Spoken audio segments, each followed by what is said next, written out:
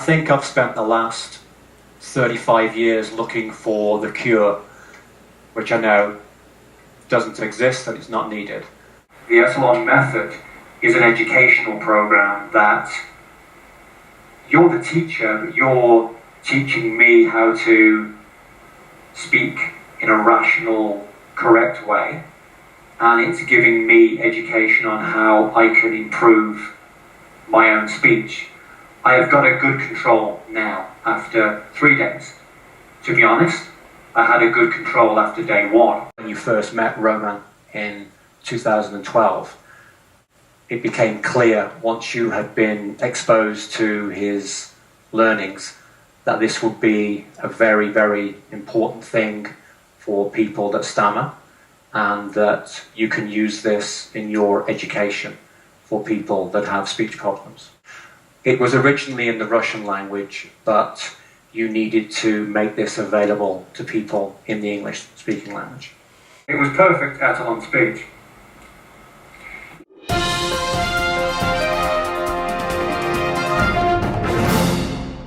It gives me a good run into a problem word.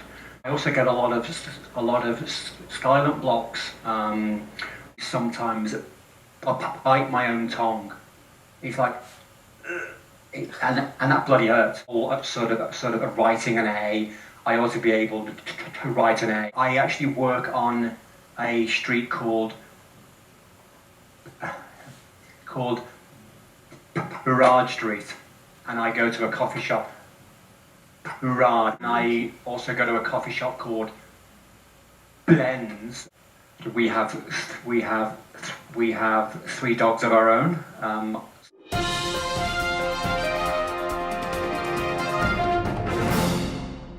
Okay, so we always begin with answering questions. I think it was just the same things I had asked you before. It was more about the fact that my speech on the whole seems reasonable, but since I thought about it, it's horrible. Let me translate. Каким образом вы это понимаете? How did you realize that it was horrible? I think it's just realizing what I'm actually doing wrong, and it's all of my own doing. I think I've managed to struggle along, but I had reached a point where it was the blocks, it was just really, really bad. So this is very simple, very easy to explain, because you probably studied physics in school. Mm-hmm. And you do understand what force is. Yeah. Mm-hmm. Yeah. In order to use easily our speech apparatus, we should understand clearly the basics of physics. Okay.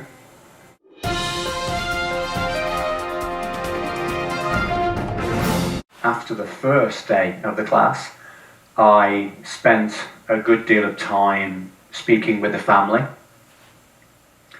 Had many conversations with them, introduced a lot of my previous feared words into the conversation. Mm-hmm. I also made a telephone call. Wow. So it was a good day.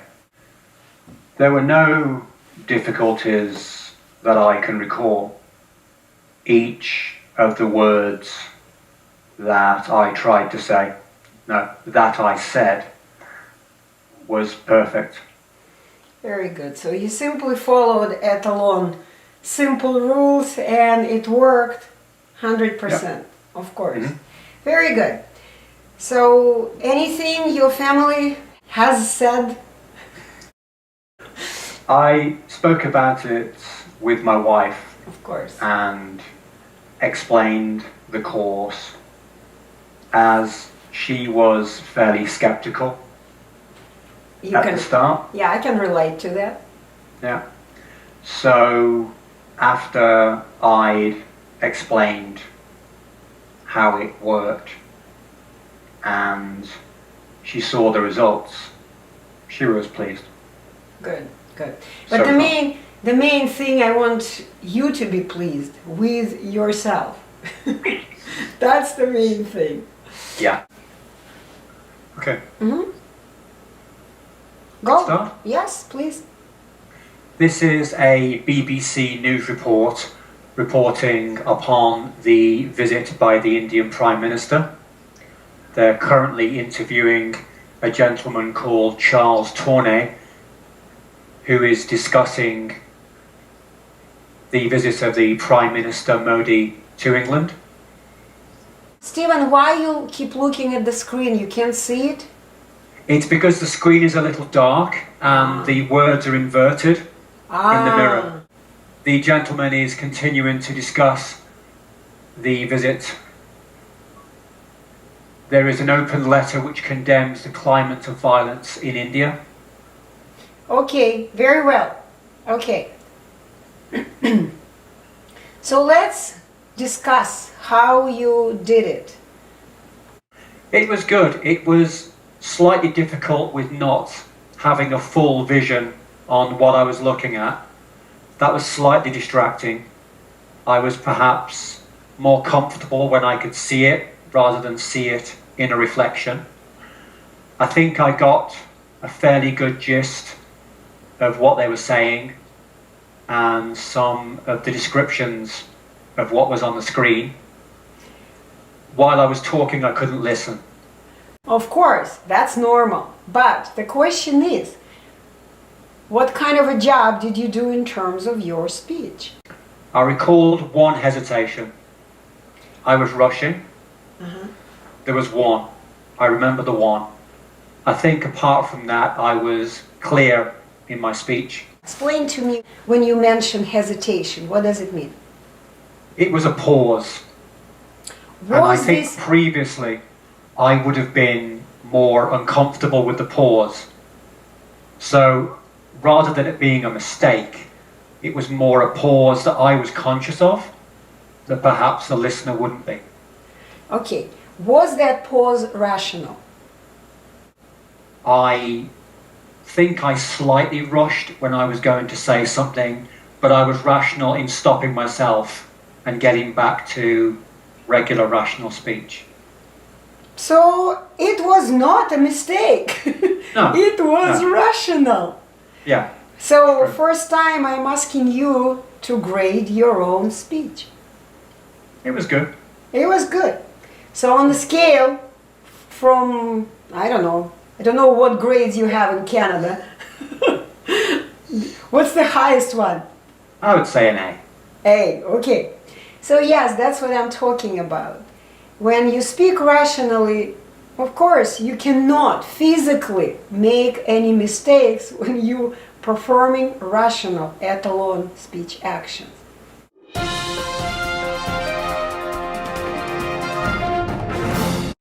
This is day 3. Day 3, yes. And we're going to begin your examination. Okay. We will do exactly what we did do when I first met you before the class.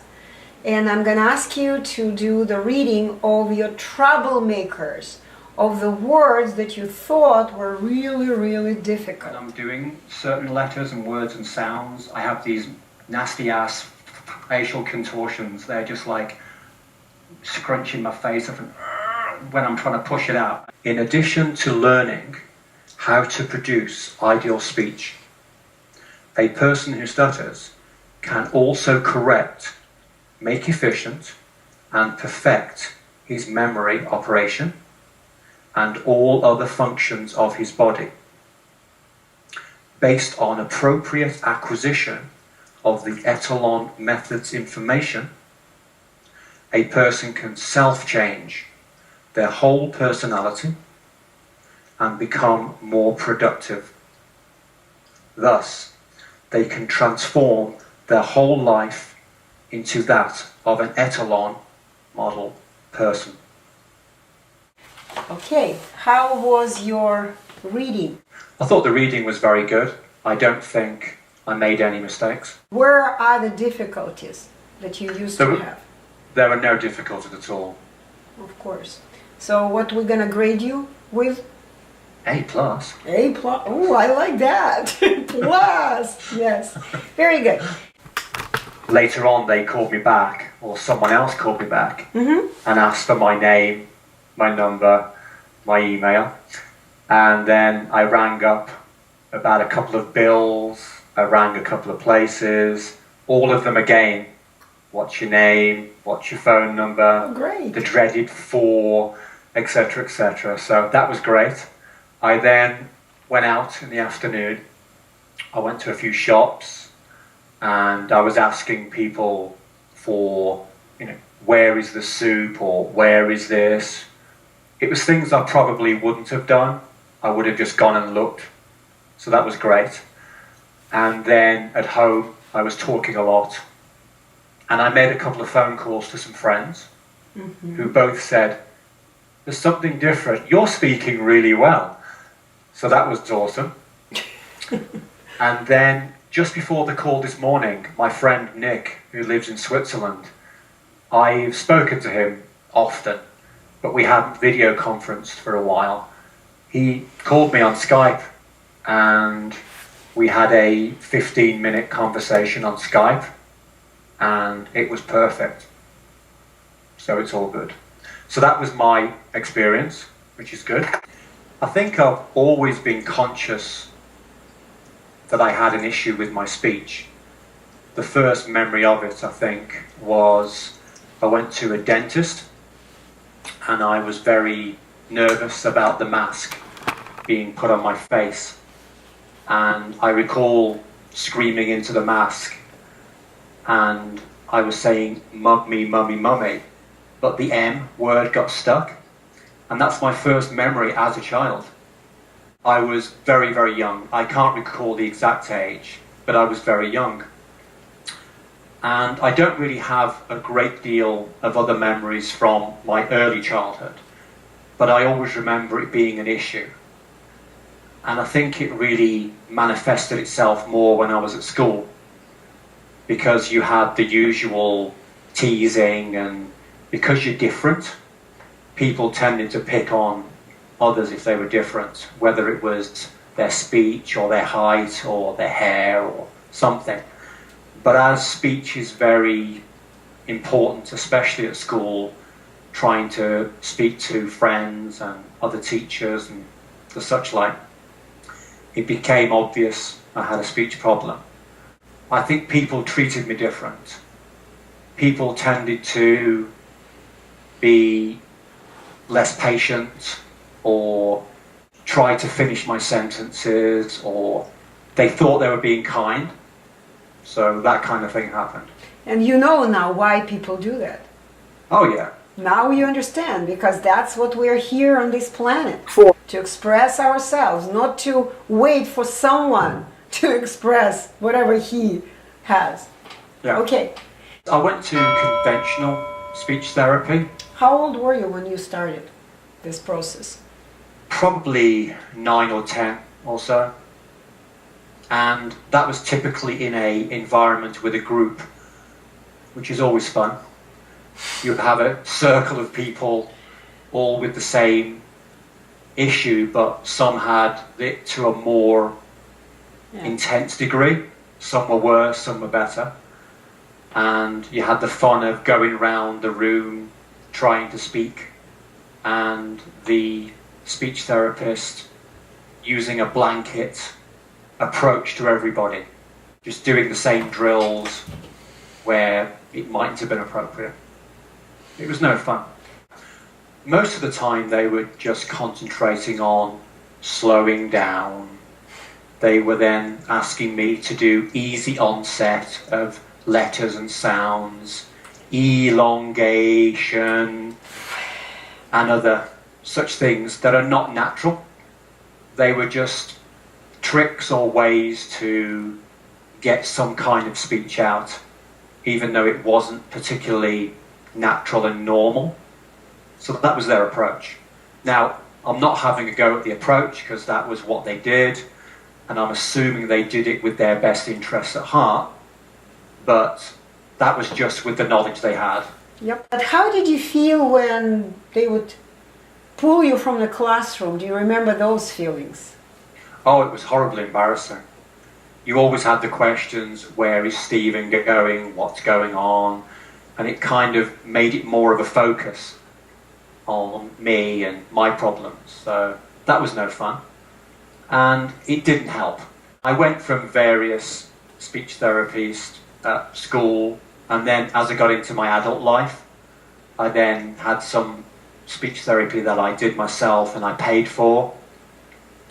And I think I've spent the last 35 years looking for the cure, which I know doesn't exist and it's not needed. So I spent years on and off going to therapists, but during that time, while my speech problem waxed and waned, it was good, it was bad. Some things, some situations were good, some situations were bad. So my enthusiasm to fix it went up and down during the years. So people need to know before they sign up for any program. They need to know that that's what it is, guys. This is what you need to do. Simply learn to speak correctly. And this is what you may do. It may not be even expensive. Some of them could be even free. But that's what it does to you. Well, the thing is, you say it's free. Now, there's a free in terms of monetary, but it's not free in terms of your effort, your time, your expectations, because what happened is on each of these methods or techniques, you invested a lot of your time, your effort, your hopes, and you were building this up into a thing that you thought was the panacea, it was the cure, it was the thing.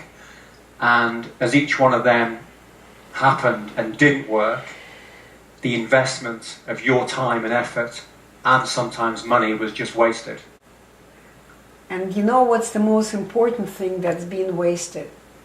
You're absolutely right. Your time, your precious life.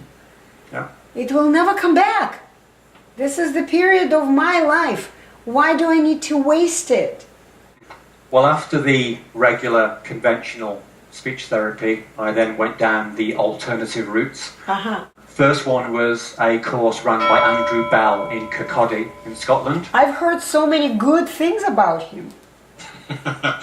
That was probably 1995, November. I went on a course there, and it was just very odd. It was just very odd techniques, and it was worrying when Andrew Bell put himself out as being a fluent speaker, and he's cured himself. But then, the very first time I met him, he was stammering. So it's kind of not a good advert for the technique. It's like purchasing a cream from a bald man who says he can cure baldness. It just doesn't work. So I spent 4 days in Scotland on the course with him. He was teaching a technique that was a non-natural technique. So it was artificial, it sounded odd, but it did give me some level of fluency, not natural, so I could speak. What did he really, you know, Stephen, I'm sorry I interrupted you. What did he really do? I really would like to know what he did. You said it wasn't natural. What did he ask you to do? Do you remember anything? Well, the technique was mainly easy onset and elongation, but wrapped up in a mysterious package that he was selling. So it really wasn't a proper natural way of speaking. It was just the other stuff that had been rehashed, put into a package and sold. I had about 2 or 3 months where I felt better, but then during the course of that time, the technique didn't hold up to any scrutiny. It didn't hold up to stress because it was a technique. It was a crutch. It was artificial. It wasn't natural, as you said, yeah? And of course it didn't work. So after the Andrew Bell experiment, I then did I like that experiment. I did some hypnotherapy. So I went to see a hypnotist. I was trying everything at that point. It was whatever the latest thing was, I tried it. So I went to see a lady who got me very relaxed, and I was very calm. And during that session, I was speaking great. But then, once you got out of the relaxation and the environment, bang, back to normal. You pick up the phone, you had issues. So it didn't cure, it didn't fix. It was just, again, something that seemed to work in that very relaxed, secure environment. Not the real world. Because, once again, when you were in this secure environment, number one, did you have to speak a lot when you were there? No. This is reason number one. You didn't have to speak much. Just answer her question, would you like some water? Yes, please. Are you feeling good? Yes, I am. Just a couple of phrases. Of course, the demand, speaking demand was not high when you were there. Number one. And number two, of course, you didn't have to express yourself. Yeah. This is what we teach in the Etalon classroom. I teach you to express yourself. It doesn't matter where you are. You're angry, you express your anger. You are frustrated, you express your frustration. And you know how to do it now. Oh, yeah. It's very simple because it's natural. And of course, you were relaxed, you didn't speak much, you didn't have to express yourself. You did a great job. Okay? Yeah. But after this hypnotherapy, you got back to, again, not knowing what to do in speech. Yeah, I think because each of these previous methods hadn't taught you the proper way to speak, so you always tended to go back to the old habits, the old norms, the old methods, because it was, in some sick way, it was comfortable, it was what you knew. So you always went back to what you know. It's natural.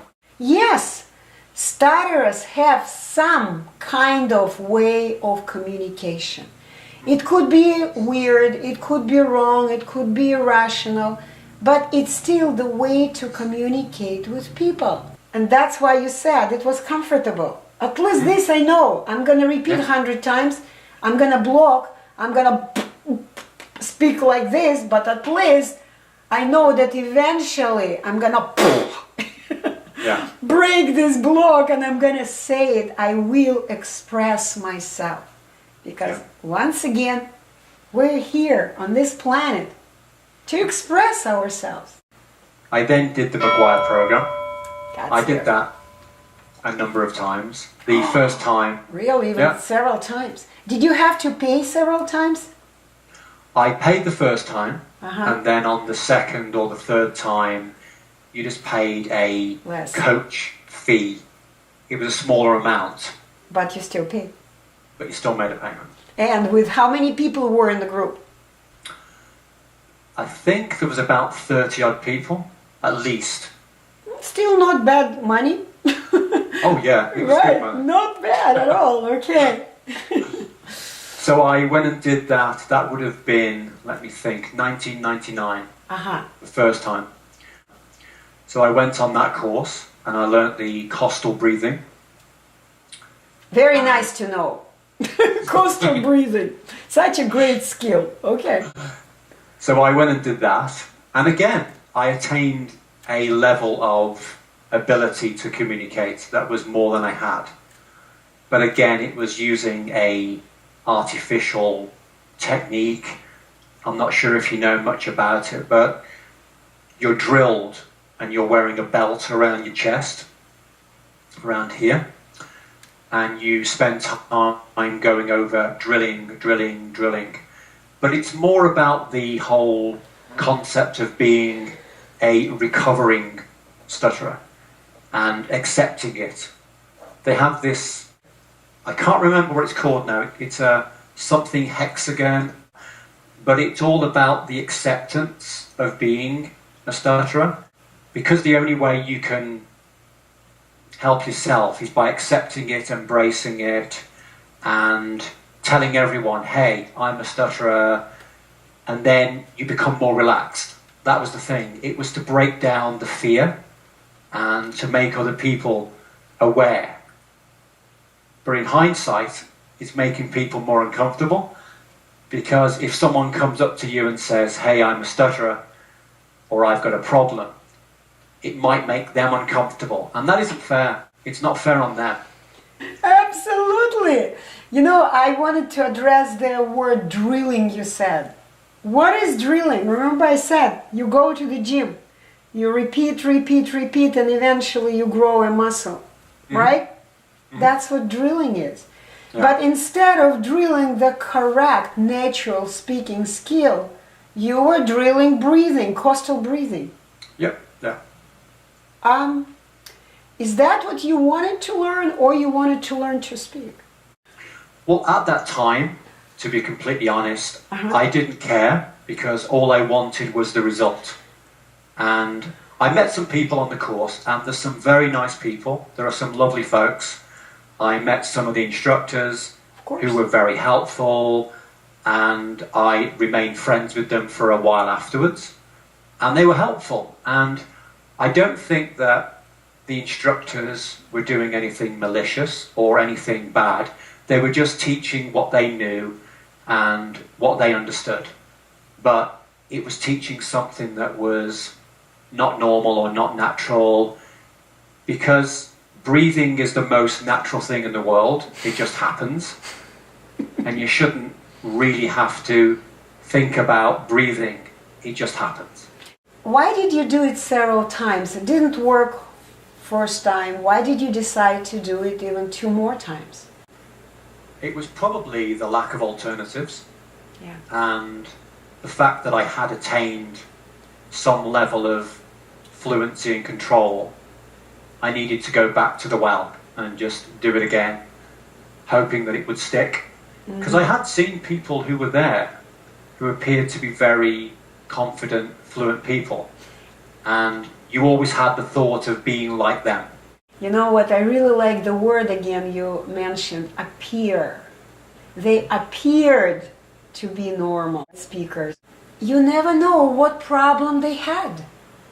Yeah. It appears similar. Yes, most stutterers make the same mistakes. They block, they repeat, they speak too fast. Like, very easy to see for an observer. Yeah. But in reality, it all comes from here. And every person who stutters has a different mental program. This is why we never group our students. Yeah. The next thing after that was going on to some supplements. I had read that magnesium and other things would relax the vocal muscles. I think that was a Martin Schwartz thing. Well, I believe from the theory was if you took vitamin B1 and B12, magnesium supplements, it would assist with relaxation and relaxation of the vocal cords and muscles.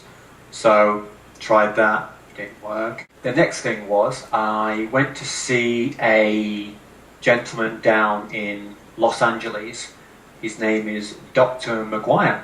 Nothing to do with the McGuire program. His name is Dr. Gerald McGuire. He was working on the pharmacological way of treating speech. So at that time he was doing research and the studying of a drug called Pagaclone, which hadn't been released, and they were doing clinical trials on that drug, and they had people involved with the trials, and it gave some help to some people, but ultimately the drug wasn't released. So what he then did was he self-prescribed himself drugs, because he himself was a stutterer.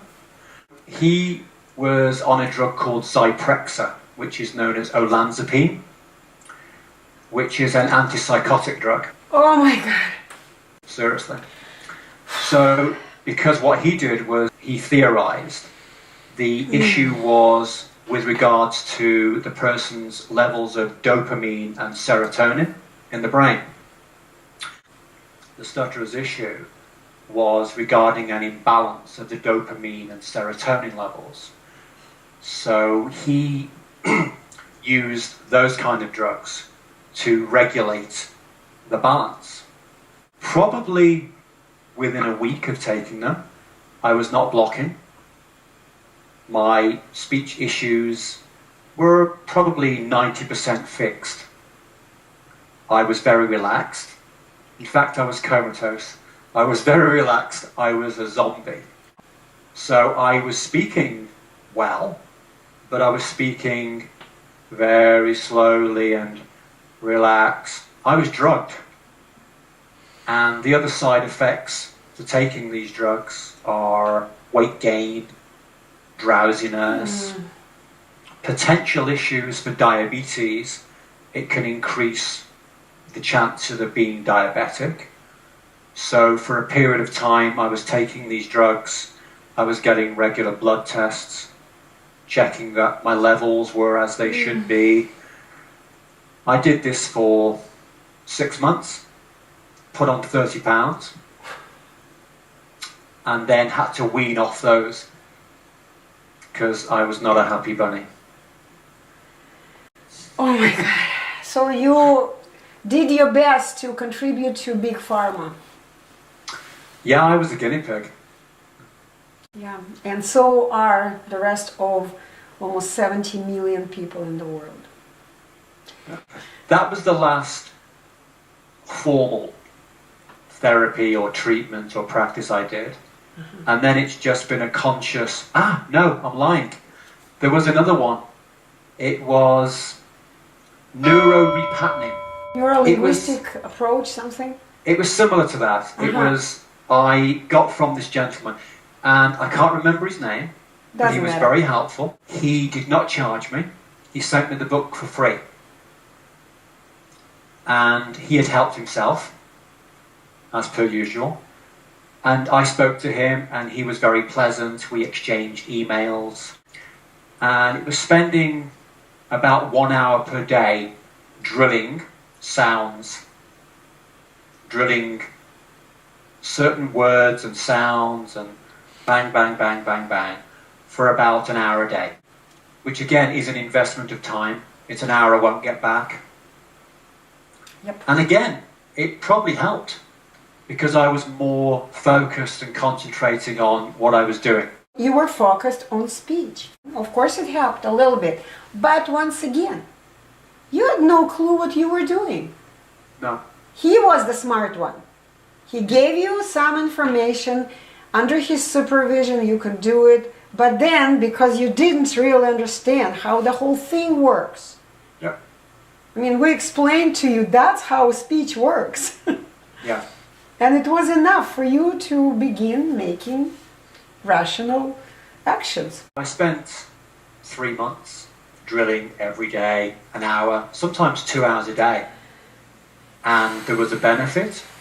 I was getting a decent level of fluency. But then if you stopped practicing for any period of time, the benefits just went straight away. So that was my last one. Amazing. I just love your story. How did you learn first time about Etalon program? Okay, probably back in 2012-ish. I think what we do as stutterers is always looking for the cure, and you're constantly looking online, seeing what's the latest thing out there. And I stumbled across a video. It was Roger, the guy from the UK. Yeah. And it struck a chord with me because I'm from the UK. And he was very similar in some ways. So I watched the video and thought, this is too good to be true. It's another scam. I ignored it. And then I watched it again a few more times, and I got curious. And then I contacted you. And I asked you a bunch of questions that you've always been helpful. You've always been there to answer questions. But I was very skeptical.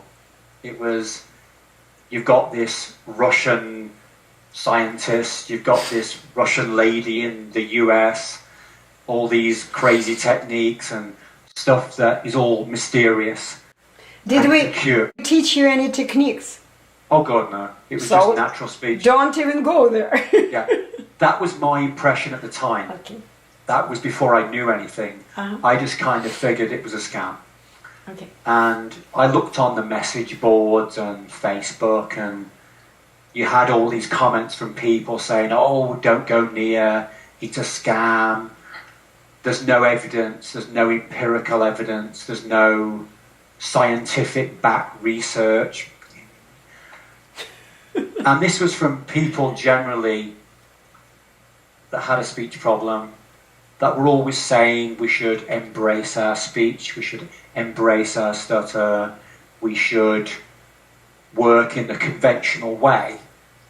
But the conventional way has been there for 100 and odd years, but it hasn't worked. But they still keep banging on. But you would still take their word for it at the moment because you don't know any better. Yeah. So again, I thought, it's a scam.